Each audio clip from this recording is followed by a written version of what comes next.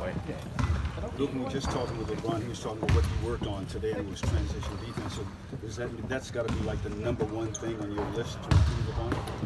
Well, it's up there. Transition defense is and we have our staples on defense, and that's the main one. The rest of our defense doesn't matter if we don't get back.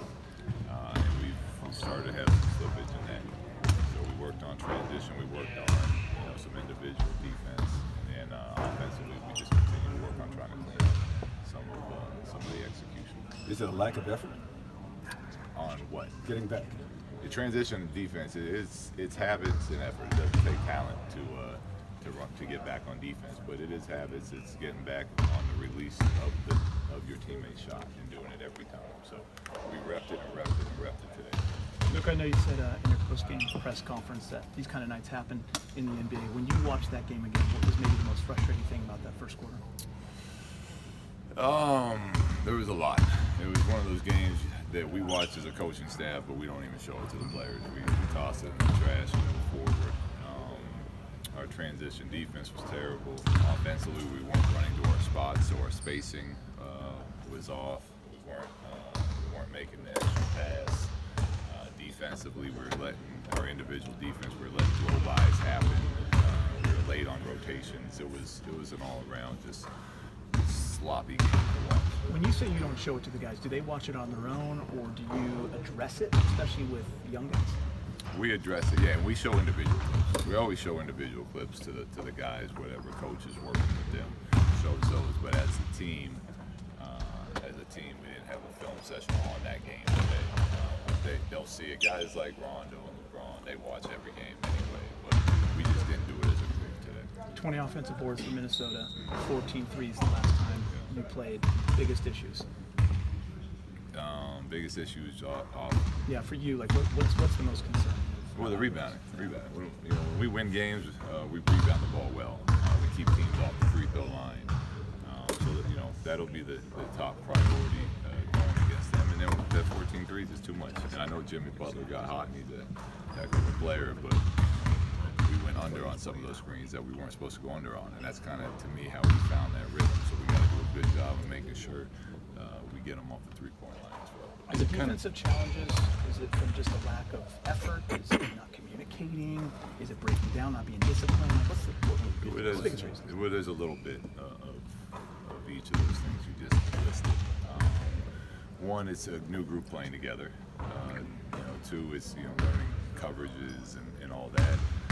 Defense is always, no matter what you're running, if you don't give the right type of effort, it doesn't matter at this level. Teams are going to score the ball. So there's been nights where we just haven't played defense hard enough. And then, some of it has been communication and then a little bit of a continuity of so many different groups and guys playing together. Is there a lot of monitoring on Jimmy Butler's availability for Wednesday? And if so, does it change your game plan dramatically? We always plan for, like we played Toronto, we game plan for Kawhi playing. We'll game plan for Jimmy playing until we hear that he's not playing. But until that, it won't change. With both Minnesota and Toronto, you guys gave up a lot of points in the first quarter. Is there a common denominator to the slow start defensively? Well, the things we talked about, transition defense. A lot of times it'll be us turning the ball over on offense. It'll be us, getting blown by type of things, not protecting our paint well. So a little of all of it goes into it. But the main thing again is when we don't start the game with the proper mindset, it leads to us not starting with the proper effort that it takes to get stops. From when you were a player to now, do you see a different level of political awareness or conversation in locker rooms or in your locker room? Well, I don't know about in the locker room. I would say from players as a whole, yes. I think obviously with the platforms and the social media they have, they're more active. But I'm not in their locker room, so I have no idea what they're talking about when they head that way and I head upstairs. And the schedule always ebbs and flows, and so you have the back-to-back, and this time you have 2 days in advance of a game.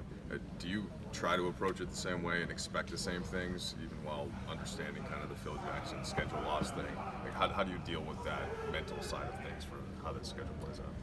Well, it's always a feel of how your team is doing, but go back to back and we can give a day off, which we did yesterday. So we plan today's practice to be more on the demanding side, as far as let's let them compete, let's let it get chippy, let's let it get up and down while getting in the teaching points that we need to get in. Can your expectations be any higher when the schedule is just so clearly not a disadvantage, or do you have to be careful to ever lower expectations? Well, no, it doesn't matter. I mean, obviously that stuff plays into account during the season. But if you ever expect that you're going to start winning games because the schedule is lighter or you have more rest days, you're not going to win those games. You got to be ready to go out and take wins, whether you're playing on back-to-backs or you have 2 days before a game. The situation with Jimmy Butler wanting to be traded at South Open, you went through a similar situation like that with the year when Kobe had requested that trade and you guys were playing it out. What's that like for a team as you're going through that? I mean, it's not ideal, but you're still, your job is to come in and play basketball and win games. So, then when I played and we did it, Kobe was with us. It wasn't. I mean, he was our teammate still. Whether he gets traded or the front office moves a player, that's on. That's out of your control as a player. So we embraced him when he was around, and he ended up staying. Last question, please. Coach. Good to have Last Beasley back. question. It was very nice to have him back. So it's good having him in the building, and he's one of those guys that makes just being around him, you're in a better mood. So it's nice to have him. Hey, Coach, in tune with the theme of the practice, defense, is that part defense commitment or competence? Competency or commitment for your players? For what? To play in defense, playing better defense, I guess, is a better question. Yeah. Does that come down to competency or commitment? Both. You need guys that are good at playing defense, and you need guys that are committed at playing defense. And we have both. We've been playing better. Like our defense, where it is now compared to where we were when we started the season, is better. And that's what we keep talking about, is progress and each step of the way getting better, and we've gotten better on defense. Thank you. Coach. Thanks, everyone. Thank you.